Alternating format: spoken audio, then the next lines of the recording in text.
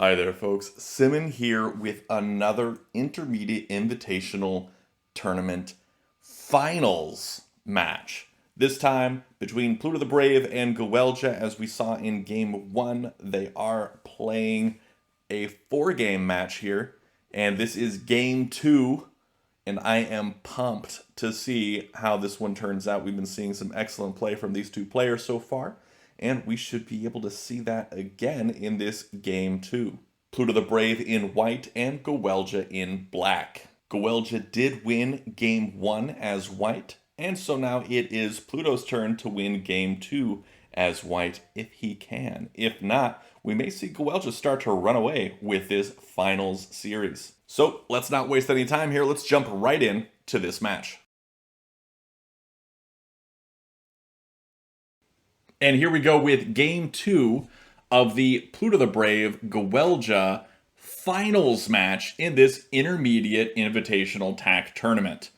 This is Game 2 of 4 in this match.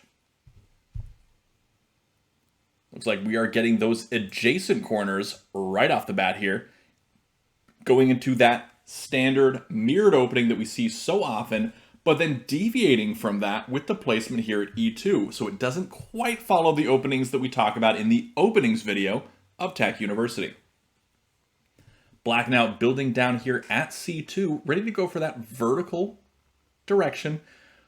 Pluto dropping that capstone here in the center spot, going for this interesting diagonal position, trying to just gain a lot of positioning and a lot of influence over this board very early, which is maybe a strategy of his that he's used often, maybe is something that he's doing now because of his recent loss in Game 1 to gowellja.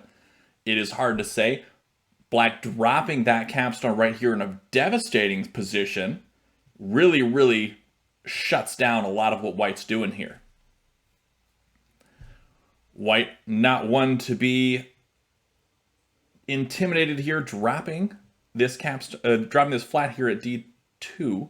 This capstone placement was also very strong, a very good capstone position that really follows a lot of the guidelines that we talked about in that capstones video of Tak University.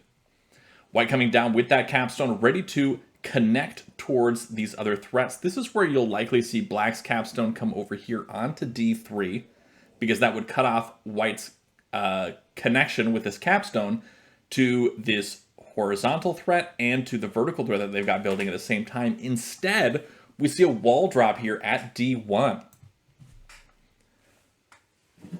And White now building here at C1, ready to come across with D2 to the left to build up towards that vertical threat, or potentially come down for some sort of horizontal threat as well. White doing a good job placing really smart in this game here, trying to keep the momentum going in their direction and also build towards having more influence on the board, being able to combat whatever Black does and really drive the game in their direction. And that is a big part of the momentum they're building. We do see they still maintain that momentum building up here at F2 going towards this. Momentum, another concept we talked about in the Tak University series in the momentum video. Did a whole video on that concept because it is so crucial to Tak strategy. That placement here at F2 is pretty big because it does go for the horizontal threat and vertical threat at the same time. This is where we'll likely see a placement maybe here at B3. Although we could see one at C4 as well. We do see the B3 placement making the first Tak threat of the game immediately cut off by Black's wall, moving upwards onto D2. How will White respond here? Dropping one down at D1. Okay, going to be building along for this horizontal, it looks like, coming down with E2 to kind of continue that threat in the horizontal direction.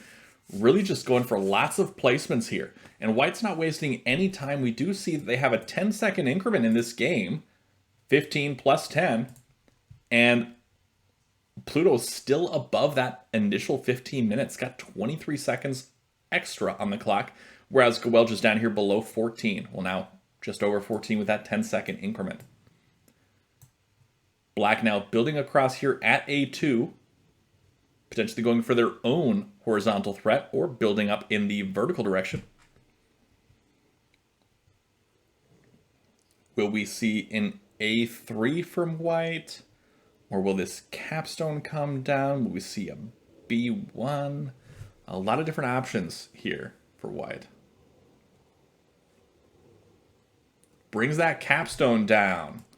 Now this capstone coming down is interesting because this does go for that horizontal threat, but it also threatens to smash this wall and renew the threat that they've been building along. And if they do smash this wall, let's say, because they're going for this horizontal direction, black comes down with that capstone, but now white has sort of this free reign to go in the vertical direction and does have momentum in that direction. But instead, white is just going to say, all right, that's fine. I'll play here at C3 and have that same vertical momentum that I would have had before without having to leave behind these extra 2 black flats to have to deal with. So instead, white now building aggressively in this vertical direction. Strong play from Pluto. Continuing to make these good moves. A lot of strong placements. We have seen 2 captures so far from black, and they have just been with walls and with capstone, and we've only seen captures from the capstone of white. Now black dropping this wall here, ready to cut this threat off by coming down. White probably going to keep building up here at D5, ready to smash this wall and renew that threat.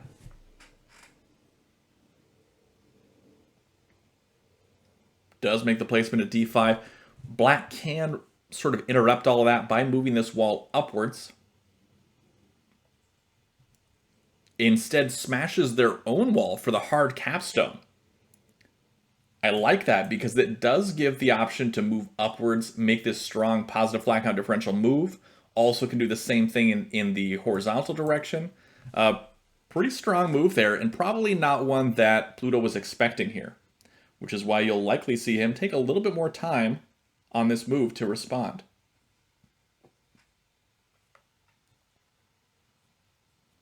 Gowellja has always been a pretty strong player, but has definitely grown quite a bit throughout this tournament. White placing up at D6, renewing that tak threat, placing here at E3 would be a road. So black is going to have to respond to that in some way, likely by spreading out this, this stack upwards in the northern direction, because if he spreads to the right, black can bring this capstone over or drop a flat here at D2 and win with that road. We could also see this wall come over here onto D3. Another viable option there. Or even E1 plus. Or even just a flat right here at E3. Could also do the trick. Does go for the northern spread. This is where we may see just a placement here at D2 from white. Filling in there would make a lot of sense, as black doesn't have too many options in terms of threats that they can make at this point.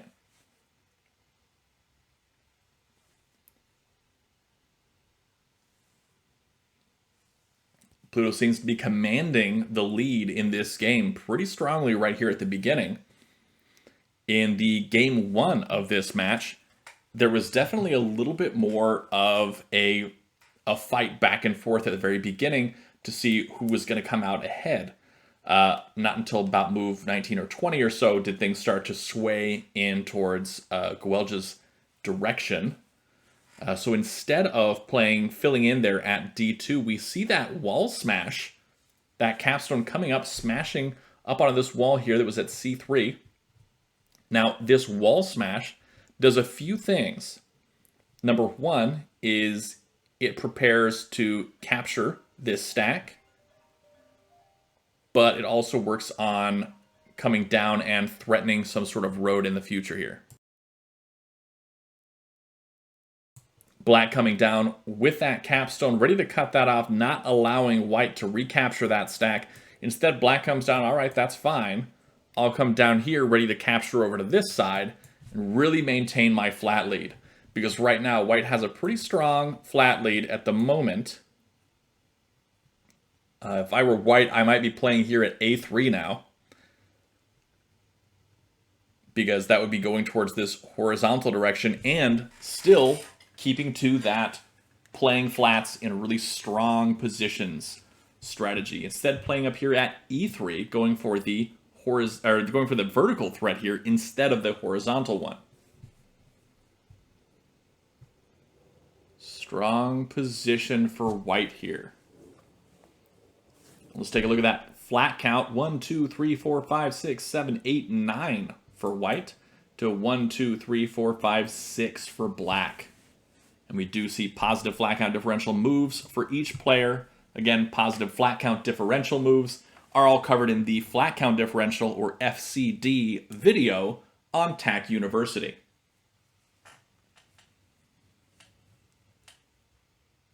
And it looks like the E4 placement from black is trying to cut off that vertical threat. I still do really like an A3 placement here because it would be building towards that horizontal line, cutting off any sort of vertical from black, and E2 coming down could really force that direction. I like it a lot. I think it's the solid move to play here. And then the likely response eventually after an E2 down would be this wall coming down to D1. And then that could just be filled in or moved over with the capstone. A lot of stuff can happen there. But instead he's playing over here at F4, really focusing on this vertical threat, which I find interesting. When I feel like there might be a little bit more of a chance here in the horizontal direction. But he is continuing to build up there. This is giving black a little bit more room to run wild in this vertical direction themselves. Start building their own threat. And that could work potentially by maybe capturing over with this, and then if there's any sort of recapture, coming over with this whole stack, or at least with the top 3 pieces, coming over here, ready to make that that spread in either direction, going for that road. So instead we see white playing over here at B4. It looks like they're still focusing on that vertical threat direction, which I find interesting.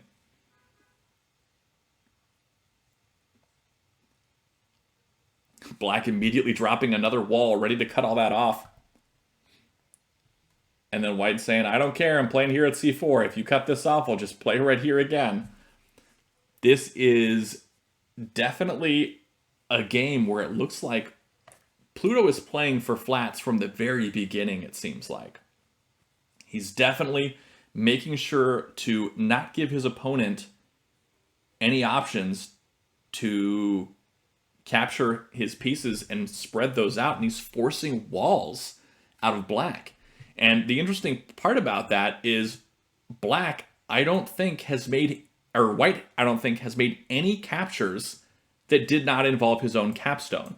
I'm pretty sure not a single flat capture has been made by white. And that is huge and working out pretty well for white so far, I think, in terms of controlling the flat count of this game. Building up in this vertical direction, forcing these responses from black. Black now coming over with that whole stack.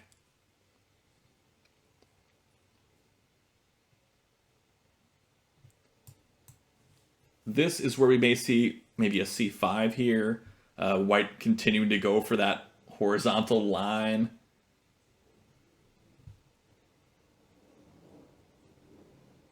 But he's got to be careful that he doesn't give black too much room here. Does go for that C5 placement, continuing to keep up this flat count and continuing to keep it strong. Black does capture over, making that tak threat, but white makes the road by smashing. Oh no, not smashing, by capturing over. I missed it too. I didn't even see it. Let's take a look at this again so we can see what we missed. By we, I mean I missed. So black comes over, white plays at c5. That's a tack threat, and I didn't think it was. I thought he was building for the horizontal here, but it's a tack threat because white can come over with this capstone onto b2 and make that connection. And so black was also thinking the same thing, decides to capture over and make their own tack threat, but it's too bad. White wins. Excellent play there from Pluto. It was very, very commanding throughout that whole game. Pluto was definitely driving, keeping that momentum the whole time, but also just making really, really smart plays with those flats and making sure that black could not capture any of their flats and use those stacks as liabilities to make these positive flat count differential moves. Really, really, really keeping that under wraps. So it was excellent play from Pluto. Great play from gowellja. Also just really, really tough to battle that out. So now at this point in the tournament, this is the finals match. There are 4 games in this finals, and that is 1 game for gowellja and 1 game for Pluto, both winning as white. They will be playing 2 more games in this match. And if they do the same thing and each win 1 game in the next 2 games, then they will be having a tiebreaker final, which would be very exciting and fun. So let's hope for that. And anyway, that is the end of all this. That is the end of what we're playing today. Thanks for watching. Be sure to check out the description at the bottom of this video to see all the TAK resources that we have available to us, including the playtak.com website where you can play folks online. Also, the rules for the game so you can learn it. Check out the videos on my channel for how to play TAK. Check out the subreddit. Especially check out the TAK Discord server, which is the community hub. It's where everybody goes to talk about TAK, find players to play with, where we organize all these tournaments and everything. It's all on that TAK Discord. That is the place to be. If you're unfamiliar with Discord, Discord is a audio and text chatting web application and mobile application, and it's super easy to use, doesn't cost a thing, and you don't even have to download anything if you don't want to. Thanks for checking it out, thanks for watching, and until next time, have a great day and happy tacking.